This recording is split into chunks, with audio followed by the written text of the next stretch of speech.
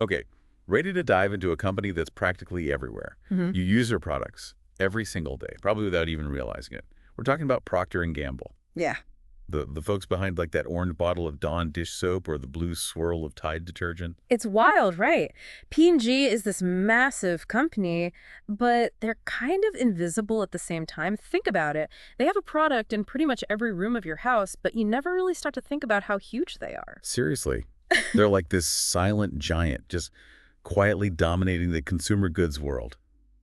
But in this deep dive, we're going to pull back the curtain and explore how they went from like humble beginnings to global domination Oh, and we'll definitely get into those marketing campaigns that tug at your heartstrings. Like, who doesn't tear up a little during those Thank You Mom commercials? every time. But we'll also look at those criticisms they faced about innovation and market share. Even giants can stumble, right? Absolutely. It's all part of the story. So let's rewind way back, like all the way to 1837. Picture Cincinnati, Ohio, kind of a bustling center of commerce back then. Hold on, let me grab my imaginary top hat and monocle to really set the scene. Uh-huh, nice. Now imagine two guys, William Procter, he was a candle maker, and James Gamble, a soap maker. They decided to team up, and well, they had no idea they were about to kick off this consumer goods revolution. It's insane to think that a partnership from like the 1800s Hmm. would create what is now the world's largest consumer goods company. We're talking about a company that makes something like $84 billion in sales each year, with earnings over $10 billion. Yeah, and when you break down those numbers, it gets even crazier. They have 25 brands that each rake in between $1 and $10 billion annually. Okay, now that's a lot of zeros. Starting to grasp just how massive P&G really is. But it's even wilder when you realize they reach something like 4.8 billion people across the globe. We're talking global domination. And that's largely due to their pioneering approach to brand management. P&G basically wrote the book on how to make brands that feel like they're their own thing, independent entities. Remember those catchy jingles and like each brand having its own personality? It's true.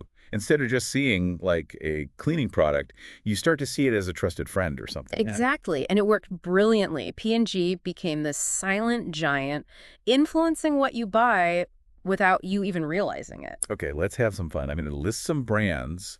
You try to guess if they're P&G. Ready? Tide, Mr. Clean, Febreze, Head and Shoulders, Pantene, Olay, Old Spice, Gillette. Uh-huh. Trick question. They're all P&G. See, they're everywhere. It's like, where's Waldo? But for P&G products. And don't forget about some blasts from the past, like Pringles and Sunny D. Oh man, those were childhood staples for me. I can Yeah. practically taste the orange Sunny D right now. Well, believe it or not, those were part of the P&G family, too. That just shows you how diverse their portfolio is. So they have tons of brands. They reach pretty much everyone on the planet. But what really sets them apart is how they connect with people emotionally. It's like they don't just sell products, they sell feelings. That's so true. And their campaigns are legendary, like a girl and Thank You Mom. Those just get you right in the feels. Ugh, especially like a girl. They took a phrase that was often used as an insult and turned it into this powerful message about empowering women. Brilliant. And Thank You Mom taps into that universal feeling of gratitude for everything our moms do for us. Seriously, was anyone not crying during those Olympics commercials? They were marketing geniuses. But those campaigns weren't just about selling more soap or whatever. They sparked conversations, they challenged social norms, and they made P&G seem like they stand for something more than just profits. It's a perfect example of what's called purpose-driven marketing. They're saying, hey, we're not just a corporation, we care about these issues too. So it makes you feel good about buying their products, like you're supporting a company that actually cares about something. Exactly. And that's huge these days when people want to buy from brands that align with their own values. Okay, so we've covered a lot, from P&G's early days to how big they are now, their marketing magic, and their ability to connect with us on an emotional level. But before we move on, I'm curious, do you think that in a world where people are like increasingly skeptical of big corporations, can a company as big as P&G still maintain that level of trust? Or will they need to change their approach? That's a really good question, and that's something we should definitely explore more. But for now, I think it's worth noting that even with all their success, P&G has faced some criticism. Some people say their success has made them a little complacent. Ooh, things are getting juicy. Tell me more about these criticisms. Well, some critics argue that P&G has become a bit too reliant on their existing brands and hasn't been quick enough to adapt to new trends. You know, kind of like sticking with what they know works instead of taking risks. So like they've been playing it safe. Yeah, exactly. And because of that, they've lost some market share to newer companies that are quicker to respond to what people want. Can you give me an example? Sure, think about the natural and organic products boom. P&G was kind of slow to jump on that trend. I remember seeing a lot of smaller brands popping up with natural and organic options, especially for like personal care and cleaning products. Exactly. And those smaller companies grabbed a big chunk of the market share. So P&G had to play catch up, right? I'm guessing they started buying up some of those brands and launching their own natural and organic lines. You got it. But it highlights a really important lesson for any company, big or small. Okay, I'm all ears. What's the lesson? It's all about staying ahead of the trends, figuring out what people will want next, and being willing to innovate and adapt quickly. Makes sense, because in today's world, if you're not moving forward, you're falling behind. Exactly. And even giants like P&G can trip up if they get complacent. But the good news is they seem to have recognized this, and they're taking steps to address those challenges. So it sounds like P&G is aware of the criticism and actively trying to evolve. Definitely. And with their huge reach, their loyal customers, and their deep understanding of consumer behavior, they definitely have what it takes to turn things around. Well, it feels like we've only just scratched the surface of P&G's story. We've covered their history, their brand building skills, their marketing wins, and even those criticisms about innovation. But there's so much more to explore, especially when it comes to their financials. You're right. We've only just begun to unravel the complexities of this consumer goods giant. So stay tuned, listeners, because next we're going to take a deep dive into the numbers and uncover the financial story of Procter & Gamble.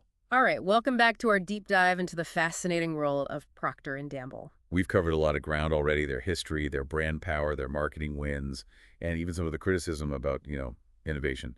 But now it's time to crunch some numbers. Yeah, let's talk financials. P&G's money story is as interesting as their product lineup. I mean, we're talking about a company that makes billions with a B every year. Okay, so let's start with how their stock's been doing. We mentioned that it hit like an all-time high recently, almost $180 a share. That peak shows how consistently profitable they've been and how much value they create for their shareholders. Basically, the market's giving them a big thumbs up. But it hasn't always been smooth sailing, right? We talked about how some criticisms, like about innovation or market share, have affected their stock price at times. Oh, absolutely. No company has a perfect journey. And as of today, their stock is trading around $168.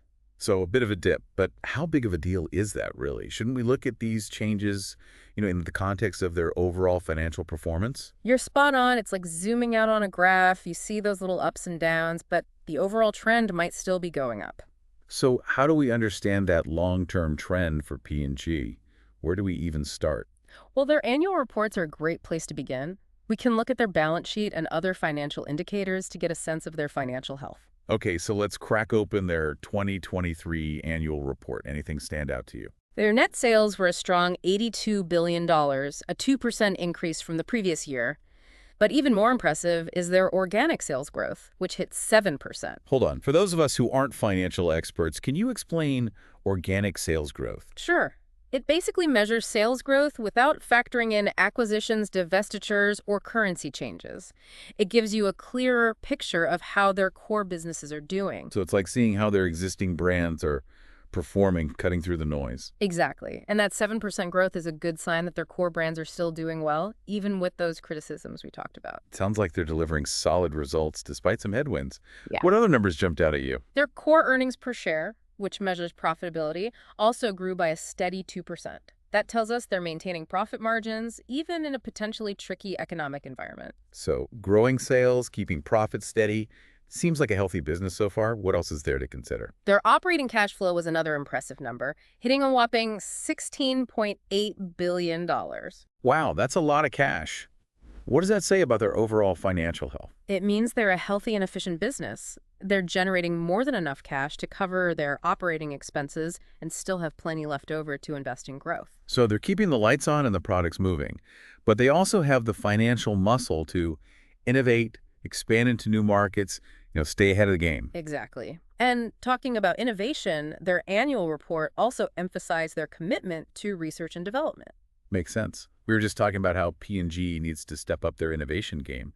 Sounds like they're taking it seriously. They are. They're putting a lot of resources into R&D, focusing on creating those next generation products that'll capture people's attention and meet their changing needs. Any examples of this innovation in action? Well, they recently launched the Oral-B IO Series 10 with IO Sense. It's a high-tech toothbrush that uses AI to personalize your brushing experience. Now, that's what I'm talking about, taking everyday products to the next level. Exactly. It shows how they're using tech and R&D to create products that people are excited about and that meet those evolving needs. So we've got impressive sales, solid earnings growth, a commitment to innovation. But what about their balance sheet? What does that tell us about their financial stability overall? Their balance sheet for 2023 shows a company with a really solid foundation. Their total assets were a massive $120.8 billion. Okay, now that is a seriously big number. It is, and their liabilities were $68 billion. So just to be clear, that means their assets are way bigger than their liabilities, right? You got it. That's a great sign. It means they have more than enough to cover their debts and still have plenty left to keep investing in their business. That makes sense. And what about their shareholders' equity? How does that fit in? Their shareholders' equity was a healthy $52.8 billion. This represents the value they've created for their investors over time. It shows how confident the market is in their future. So, painting a picture here, P&G seems to be in a really strong financial position. No doubt about it. They're profitable, have a well-managed balance sheet, and a history of creating value for their shareholders. But even with all that, they're still facing those headwinds we talked about, right? The criticisms about innovation and market share losses. Right. It's important to keep those in mind. But it's also important to see them in the context of their overall financial performance. So it's about looking at the whole picture and not getting too caught up in the short-term ups and downs. Exactly. P&G is a huge company with a wide range of products. It's natural that they'll have challenges in some areas. But it sounds like they're also willing to adapt and change. Their investments in innovation and efforts to regain market share are proof of that. Yeah, absolutely. And their strong financial position gives them the flexibility and resources to handle these challenges and probably come out even stronger. So what's the big takeaway from P&G's financial story? What can we learn from their journey? I think it shows how important it is to think long term. Markets go up and down. Every company will have challenges. But those companies that focus on building a strong foundation, being consistently profitable and committed to innovation, they're more likely to weather the storm. Exactly. And P&G's journey also shows the importance of listening to feedback, recognizing weaknesses, and making the necessary adjustments to stay ahead. Because in business, just like in life, the only constant is change. And the companies that embrace that change, that adapt, are the ones that thrive. Now, before we wrap up this part of our deep dive, I think it's worth mentioning a sensitive topic that often comes up, especially for big companies like P&G. You're talking about those potential scandals or controversies, right? I mean, every company, especially high-profile one, faces that risk. Exactly. We need to acknowledge this and consider any past or potential issues that could affect a company's reputation or finances. So have there been any big scandals or controversies involving P&G? There have been a few instances, but none have really hurt their reputation or had a lasting impact on their business. Can you give us some examples? Well, in the past, they were criticized for their environmental practices, but they've made big changes to address those concerns. In fact, they've become a leader in sustainability, setting ambitious goals to reduce their environmental impact. So they've taken steps to improve their environmental record. Right. And they've also been scrutinized for their marketing, especially ads aimed at children. They responded by implementing stricter guidelines and working with industry groups to promote responsible advertising. So while they haven't avoided controversy entirely, they've been proactive in dealing with those concerns and keeping a positive public image. That's right. And being proactive is crucial for any company that depends on consumer trust and loyalty, especially one with P&G's reach. Makes sense. You have to build and maintain that trust to be successful in the long run. Okay, so looking ahead, what's the future hold for P&G? What kind of outlook are we looking at? Based on what analysts are saying and current trends, the outlook for P&G in October 2024 seems pretty positive. That's encouraging. What's contributing to this positive outlook? Their strong brand portfolio is a big plus. It's what they're known for. And their global reach gives them access to a huge customer base. Plus, their investments in innovation are expected to pay off. So they're using their strengths and getting ready for continued growth. That's the idea. Of course, there are always potential challenges. Economic downturns or shifts in consumer tastes can impact any business. But P&G has shown resilience in the past. They have a history of adapting to changes in the market. And they've already identified some key areas for growth. Expanding into emerging markets is one focus. Makes sense. Those markets have huge potential. They're also looking to improve their e-commerce capabilities. Online shopping is only getting bigger, so that's a smart move. So it seems like they're making strategic moves to set themselves up for success in the coming years. But what about the bigger picture? What about the future of consumer goods companies in general? That's a great question. The landscape for consumer goods is always changing. One big trend is the growing importance of e-commerce. More and more people are shopping online, and companies need to adapt. So it's not just about having a website. It's about creating a really smooth and engaging online shopping experience. You got it. Another trend is the increasing demand for personalization. People want products and marketing that are tailored to their individual needs and wants. It's all about making the customer feel valued and understood. That's how companies can stand out. And let's not forget the growing focus on sustainability and social responsibility. People are becoming more aware of the impact their purchases have on the world. They want to buy from brands that align with their values. Companies need to show their commitment to sustainability and social causes to stay competitive. Absolutely. To sum it up, the consumer goods industry is transforming rapidly. Companies like P&G are leading the way. They're embracing new technologies, adapting to those changing consumer demands, and finding ways to make a positive impact. And it'll be interesting to see how it all plays out in the years to come. Now, before we move on to our final thoughts, I want to circle back to something you mentioned earlier about the potential for scandals or controversies. Yes, it's definitely something to consider, especially given P&G's size and influence. They've been good at handling past issues, but any company, no matter how good their record, can face unexpected challenges. Right. Reputations are fragile. Even a small issue can blow up into a big crisis if it's not handled well. Exactly. Companies like P&G need to have strong risk management systems and be ready to respond quickly and openly to any potential problems. That's a good lesson for any company, no matter what industry they're in or how big they are. News travels fast, and a company's reputation can be damaged in an instant.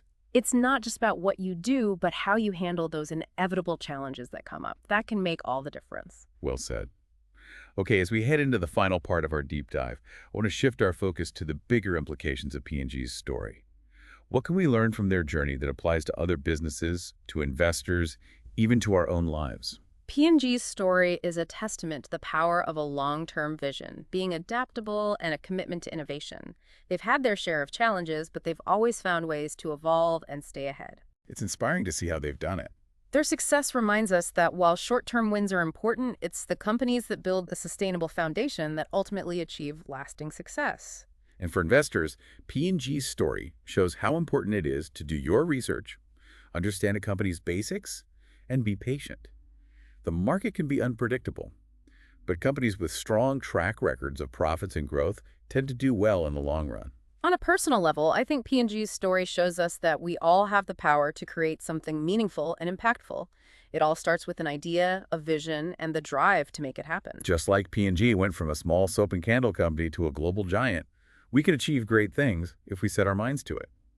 It's a reminder that even when things are tough, innovation and adaptation are key to success over time. Now, as we wrap up this part of our deep dive, I want to leave our listeners with a thought-provoking question to think about as we head into the final part of our exploration. Ooh, I like it. Lay it on us. What question will keep our audience on the edge of their seats? We've talked about how P&G built this global empire based on their brands and consumer trust. Right. But in a world that's becoming more and more skeptical of big corporations where authenticity is so important, can P&G keep its position as a leader in consumer goods? That's the million-dollar question, isn't it? Something all the big companies are wrestling with. There's no easy answer, but I think P&G's focus on sustainability, diversity, and social responsibility shows they're moving in the right direction. It's about showing, not just telling, that they care. Exactly. And remember those powerful marketing campaigns like a girl and thank you, Mom. They showed P&G can connect with people on an emotional level, create campaigns that resonate with their values. They weren't just pushing products. They were starting conversations, taking a stand for what they believe in. Right. So for P&G and for any company that wants to be successful in the long run, the key is to connect with people authentically, to be open about their practices, and constantly show their commitment to making a positive impact on the world. Because these days, it's the brands that can build those real value-driven relationships with consumers that are going to win. Couldn't agree more. Well, as we move into the final part of our deep dive, I want to focus on the broader implications of P&G's story. What can we learn from them that applies to other companies, to investors, even to our own lives? All right, welcome back to the final part of our Procter & Gamble deep dive. It's been quite a journey, exploring their history, their marketing magic, their financials, even those critiques about innovation. It really has, from humble soap and candles to like the future of global business. P&G's story gives us a really interesting way to look at how the whole consumer goods world is changing. And speaking of change, that's going to be a key takeaway from all this. P&G's ability to, adapt and innovate over the decades is incredible. You're absolutely right. In today's world, things change so fast. Disruption is everywhere. Consumer tastes are constantly shifting. Being able to adapt isn't just a nice to have anymore, it's essential. It's like Darwin's theory of evolution, but for companies. Yeah.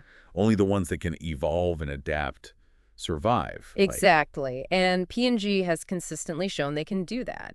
They've navigated those huge changes in how we consume media, going from traditional ads to digital marketing. They've embraced influencer partnerships and really invested in e-commerce to keep up with how people shop. It's like they can predict the future of the market or something. Well, they've definitely made some bold moves. Remember how they even sold off some of their big brands like Pringles and Sunny D to focus on their core strengths? Yeah.